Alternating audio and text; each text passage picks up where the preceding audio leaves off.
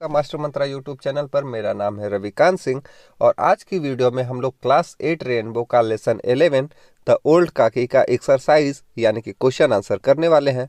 तो वीडियो को अभी लाइक कर दें और चैनल को सब्सक्राइब कर दें, क्योंकि आगे आने वाले सभी चैप्टर के एक्सरसाइज और हिंदी अनुवाद आपको इस चैनल पर मिलते रहेंगे। तो बढ़ते हैं क्वेश्चन नंबर 1 की तरफ, जिसमें नीचे दिए हुए क्वेश्चंस के आपको आंसर लिखने हैं। जिसमें पहला क्वेश्चन है, हु डिड काकी लिव विद, यानी काकी किसके साथ रहती थी। तो इसका आंसर आप लोग लिख लेंगे, Kaki lived with her nephew Budhiram and his family. Kaki अपने भतीजे बुधिराम और उसके परिवार के साथ रहती थी। अगला क्वेश्चन है, who was Ladli, was she sympathetic towards हर काकी, यानी कि लाडली कौन थी, क्या वह अपने दादी के प्रति सिंपैथी यानी कि सहानुभूति थी उसकी, क्या उसके दादी के प्रति सहानुभूति थी। तो इसका आंसर आप लोग लिख लेंगे, लाडली वॉज बुधिराम्स ओनली डॉटर। लाडली बुधिराम की इकलौती लड़की थी। यस, हाँ। शी वॉज सिंपैथेटिक टुवर्ड्स हर काकी, हाँ उसके दादी के प्रति सहानुभूति थी। तो मैं आपको प्रश्न भी बताते चल रहा हूँ, इसका अर्थ भी बताते हुए चल रहा हूँ, इसके साथ ही आंसर भी बताते हुए चल रहा हूँ और आंसर का भी अर्थ बताते हुए चल रहा हूँ। अगर आपको लग रहा होगा कि मैं बहुत तेज पढ़ा रहा हूँ और इसको आप अपनी कॉपी में नोट नहीं कर पा रहे होंगे, तो आप वीडियो को पॉज कर लेंगे और आराम से अपनी कॉपी में नोट कर लेंगे या फिर बुक पर मार्क कर लेंगे। पढ़ते हैं अगले क्वेश्चन की तरफ। What was the occasion for celebration in Budhiram's house. Budhiram के घर में जो सेलिब्रेट किया जा रहा था, जश्न मनाया जा रहा था, वह किस अवसर पर मनाया जा रहा था, वो कौन सा ओकेजन था।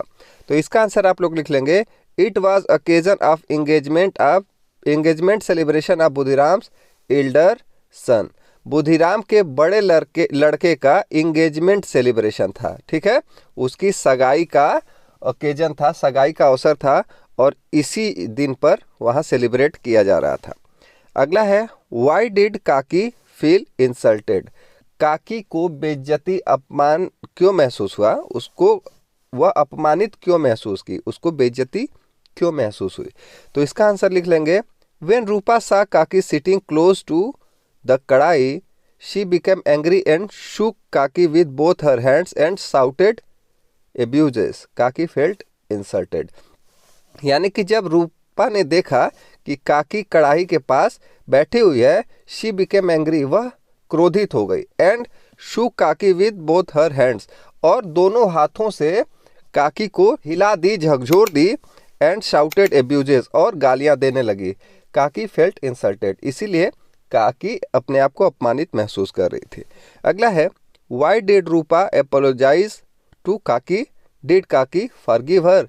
रूपा ने काकी से माफी क्यों मांगी, क्या काकी ने उसको माफ कर दिया। तो इसका आंसर लिख लेंगे, Rupa apologized for committing a blunder by not serving food to Kaki when so many guest have enjoyed the feast. यानी कि रूपा को इसलिए अपोलोजाइज की, इसलिए माफी मांगी काकी, क्योंकि उसने बहुत बड़ी गलती कर दी थी। और वो गलती क्या थी, नॉट सर्विंग फूड टू काकी, यानी काकी को उसने खाना नहीं दिया। When so many guest have enjoyed the feast, जबकि बहुत सारे गेस्ट आए हुए थे, मेहमान आए हुए थे, उन्होंने फीस्ट यानी कि भोजन का, दावत का लुत्फ लिया, जबकि रूपा ने काकी को खाना नहीं परोसा था। इसीलिए इस बड़ी गलती के लिए उसने काकी से माफी मांगी। यस, काकी फॉरगिव हर, हाँ काकी ने उसको लास्ट में क्या किया, उसको माफ कर दिया। अगला क्वेश्चन है, why did Pandit Buddhiram became red when with anger and what did he do. यानी कि जो पंडित बुद्धिराम थे वह गुस्से से, क्रोध से लाल क्यों हो गए और उन्होंने क्या किया। तो इसका आंसर लिख लेंगे, व्हेन काकी crept into the courtyard when guest were having dinner, one of the guest felt disgusted and raised an alarm that all should be careful of her. ठीक है, यानी कि जब काकी रेंगते हुए कोर्टयार्ड में पहुंची, यानी कि वह चूंकि बहुत अच्छे से चल नहीं सकती, तो वह रेंगते हुए कोर्टयार्ड में पहुंची, जहाँ पर गेस्ट डिनर कर रहे थे, जहाँ पर जो मेहमान आए हुए थे वो खाना खा रहे थे, one of the guest felt disgusted, एक जो गेस्ट था वह चिढ़ गया और रेज्ड एन अलार्म, और आवाज़ उठाई that all should be careful of her, कि सभी उससे सावधान हो जाए। लुकिंग एट दिस, यह देखकर पंडित बुधिराम बिकेम फ्यूरियस, पंडित बुधिराम बहुत ही तेजी से वह उधर गए। ही कॉट काकी विद हिज हैंड्स, उन्होंने काकी को अपने हाथों से पकड़ लिया। And dragged her into the room, और उन्हें घसीटते हुए उनके रूम में लेकर चले गए। अगला है how should old people be treated, यानी बूढ़े लोगों के साथ कैसे व्यवहार करना चाहिए। तो इसका आंसर आप लोग लिख लेंगे, old people need care love and affection too, बूढ़े लोगों को क्या ध्यान रखना चाहिए, उनसे प्रेम करना चाहिए और उससे उनसे स्नेह भी करना चाहिए। They should be treated with respect and good words, उनके साथ सम्मान और अच्छे शब्दों के साथ उनसे पेश आना चाहिए, उनको ट्रीट करना चाहिए। अगला है who said these lines and to whom, ये जो नीचे लाइन्स लिखी हुई हैं ये किसने किससे कहा है, इस चैप्टर के माध्यम से आपको बताना है। पहला है बी केयरफुल शी में टच समवन, यानी कि सावधान हो जाओ वह किसी को छू सकती है, यह किसने कहा था, तो यह कहा था वन गेस्ट टू अदर्स, यानी एक मेहमान ने दूसरे मेहमानों से कहा था। अगला है गेट अप काकी, I have brought puris for you, उठो काकी मैं तुम्हारे लिए पूड़ी लेकर आई हूँ, यह किसने कहा, लाडली टू काकी, यह लाडली ने काकी से कहा था। तो ये चीज़ें आप अपनी बुक पर आगे लिख लेंगे या फिर कॉपी पे नोट डाउन कर लेंगे। अगला है take me to the place where the guest were eating, मुझे उस स्थान पर ले चलो जहाँ पर गेस्ट खाना खा रहे थे। तो ये शब्द किसने कहा था, ये वाक्य किसने कहा था, तो ये काकी ने लाडली से कहा था। नो इट्स माई शेयर, नहीं यह मेरा हिस्सा है, तो यह किसने कहा था, यह लाडली ने काकी से कहा था।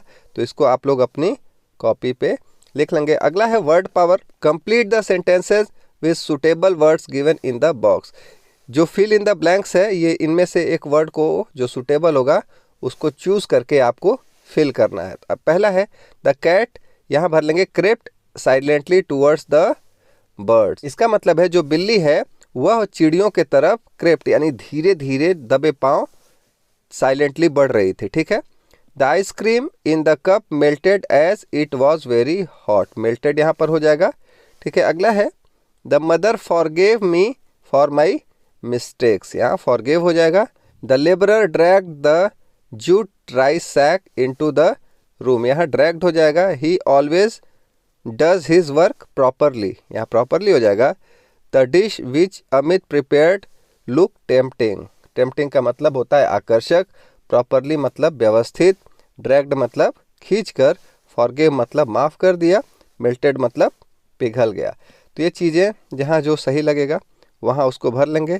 आगे है language practice, complete the following sentences using already yet या और स्टिल, ठीक है। ऑलरेडी येट और स्टिल का यूज़ करके ये जो सेंटेंसेस दिए हुए हैं उनको हमको भरना है। तो पहला है दे हैव, तो इसमें भर देंगे ऑलरेडी लेफ्ट, वे पहले ही छोड़ चुके हैं, जा चुके हैं। Are you still angry with me, यहाँ स्टिल हो जाएगा, क्या अभी भी तुम मुझसे गुस्सा हो। We are not ready to leave yet, हम लोग अभी छोड़ने के लिए रेडी नहीं है, जाने के लिए रेडी नहीं है। She is already reached there, वह वहाँ पहले ही पहुँच चुकी है। Sholay is still my favourite movie, Sholay अभी तक मेरी पहली सबसे फेवरेट मूवी है। Don't start the car yet, wait for Manju, अभी कार स्टार्ट मत करो, मंजू का वेट करो। Complete the following story with the help of words given below, यहाँ कुछ वर्ड्स दिए हुए हैं और इन वर्ड्स की मदद से नीचे एक स्टोरी बनानी है। शेर और चूहे की स्टोरी है, ठीक है। उम्मीद करता हूँ ये स्टोरी आप लोग जानते होंगे। तो इसको आपको ये वर्ड्स दिए हुए हैं उसकी मदद से कंप्लीट करना है। तो मैं इसको पढ़ देता हूँ कहाँ कौन सा वर्ड रहेगा, आप लोग इसको अपनी बुक में या अपनी कॉपी पर नोट डाउन कर लेंगे। वन डे अ लॉयन, पहले वाले में हो जाएगा lion, lay down under a shady tree to sleep, एक दिन एक शेर एक छायेदार पेड़ के नीचे सोने के लिए लेटा हुआ था, ठीक है, यहाँ ट्री हो जाएगा। While he slept a playful mouse rain over his body, जब वह सोया हुआ था तो यहाँ माउस हो जाएगा।